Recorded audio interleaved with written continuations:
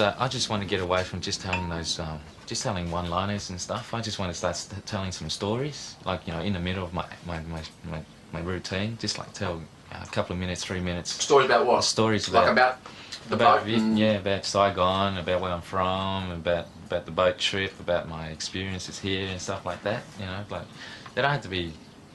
I don't know. At the moment, they're not very funny. But I don't think. Maybe they don't need to be really funny. Well, they'll be funny. I mean, there'll be funny stuff there. Nothing. Going to McDonald's store isn't inherently funny. Millions of comedians, do standard McDonald's stuff. There's nothing funny or unfunny. You go there with the. If you just tell the story. I mean, it's a story I don't know, all right? So maybe you tell me the story, and it's the other person who's going to tell you whether it's interesting or funny or not. You're not going to know. You're just going to be scared of being serious. Yeah. No. Yeah. I'm just scared of people just go, oh yeah, stop whinging, all right? Jeez. Yeah, but you're going to write it. When you're going to write it, or we're going to write it. So if if we read it at the end, and what do you think? I think it looks like a whinge. Then it's just not ready. That's all it means. I mean, if you want to say it, it's not going to. You're not going to sit down in half an hour and take this really difficult thing, and this serious thing, and this thing that's got bloody tragedy and terror and suffering, and make it into comedy. It's going to be 2 hours, 3 hours. Look at it again. Leave it a week. Try it out. I really reckon. You can run lines by people, but just get up on stage and do them, and make sure that you're funny beforehand and you're funny afterwards, so that if it doesn't work, no one cares. Okay. Well, here's a joke that.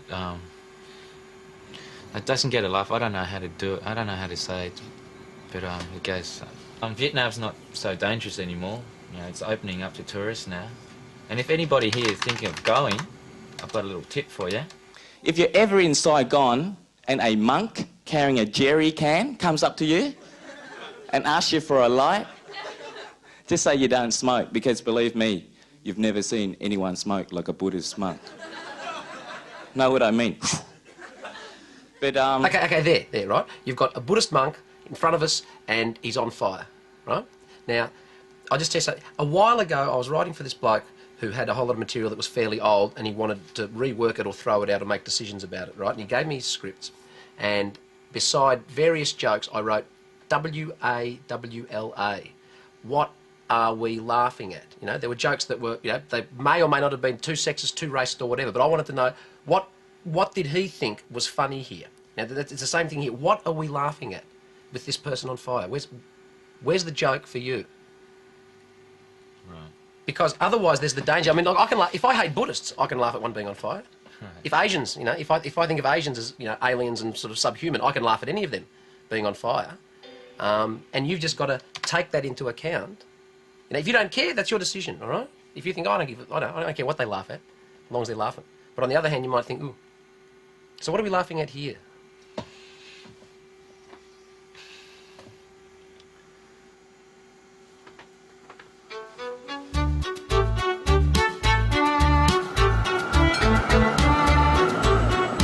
For most of these people, you're the only time they're going to get to hear from a Vietnamese close enough to touch or to see.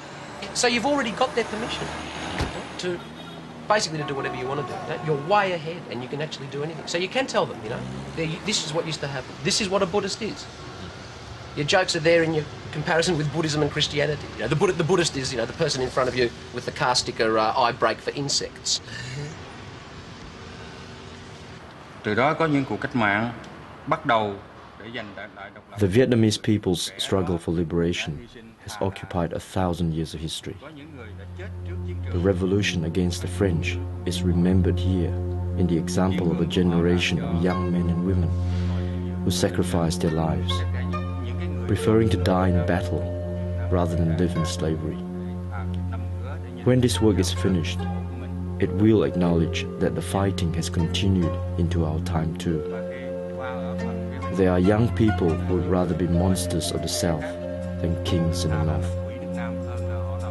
Their effort is inspired by the example of their ancestors who revolted against dictatorship and domination.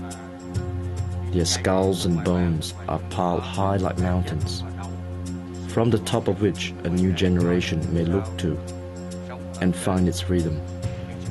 This is the motherland. Vietnam.